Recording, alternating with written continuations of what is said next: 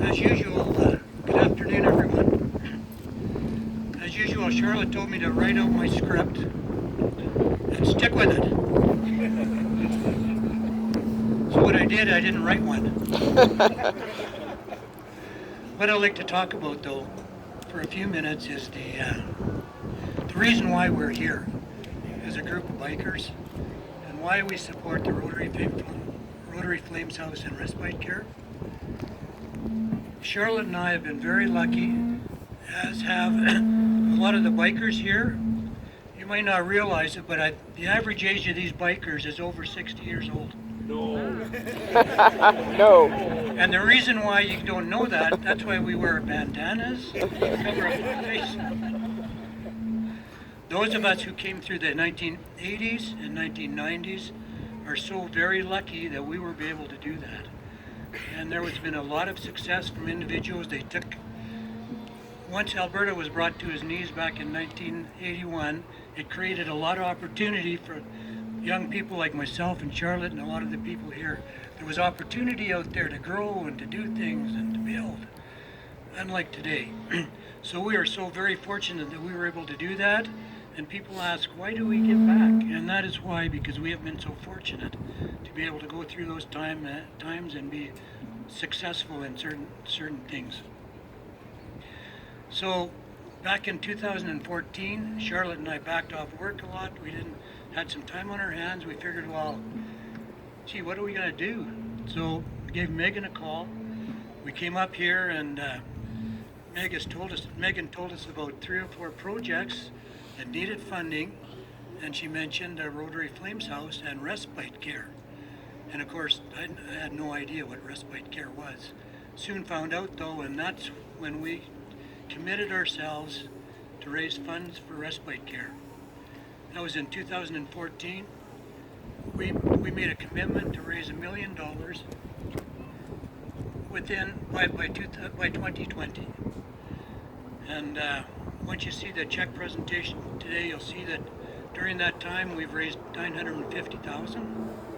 So we've still got $50,000 to go before the end of the year. And it's all for the respite care and for the families that need the use of the hospice. So back in 2014 when we met with Megan, like I said, it was an easy choice. And we started out in 2014 with about 30 bikers. And I think we raised 80,000, something like that, and Megan would know. And over the past 5 years, it just kept building, and people are honoring what we have behind us. The Rotary Flames House and the staff and the respite care given to the families that need the hospice. And that's why we're here.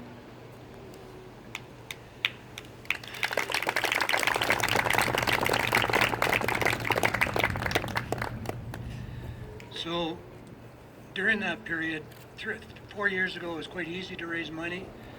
The year after that, it was tougher. Last year was tough. This year has been really tough too. But we've managed to make it. And one thing that I'd like to point out, which is just amazing, is one of my last email, I suggested that we've had a lot of longtime supporters, and this year they just couldn't do it. They couldn't make their donation, small or large or whatever. So I suggested that donations be made on their behalf. And you know what?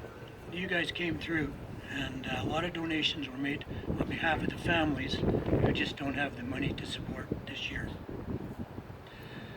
So having said that, I would like to thank Megan and the staff at the Rotary Flames House and the Children's Hospital and the families that need to use that hospice. We as a group of bikers are very proud to be able to support this cause. Thank you very much. Oh, and before you clap, I've got a special award for little Lincoln. Lincoln has been with us for 5 years. And staff is just going to say a couple of words about Lincoln's life.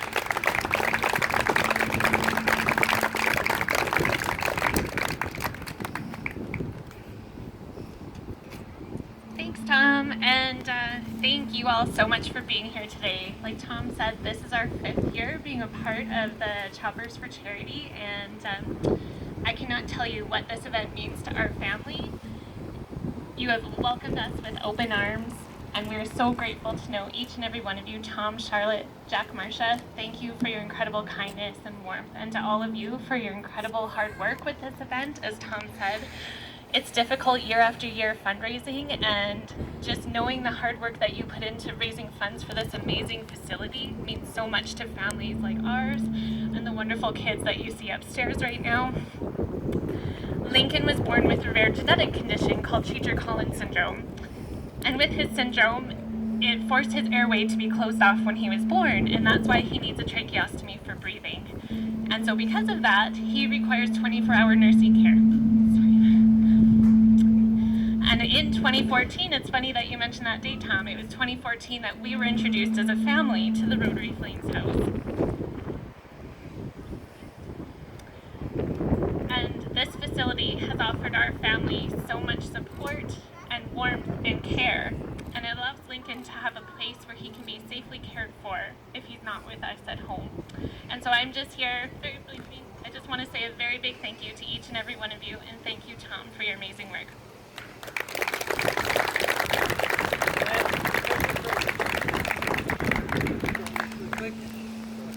Lincoln is a Harley guy. Let me stop, right? Never let up. So we're going to present Lincoln from ponytail down.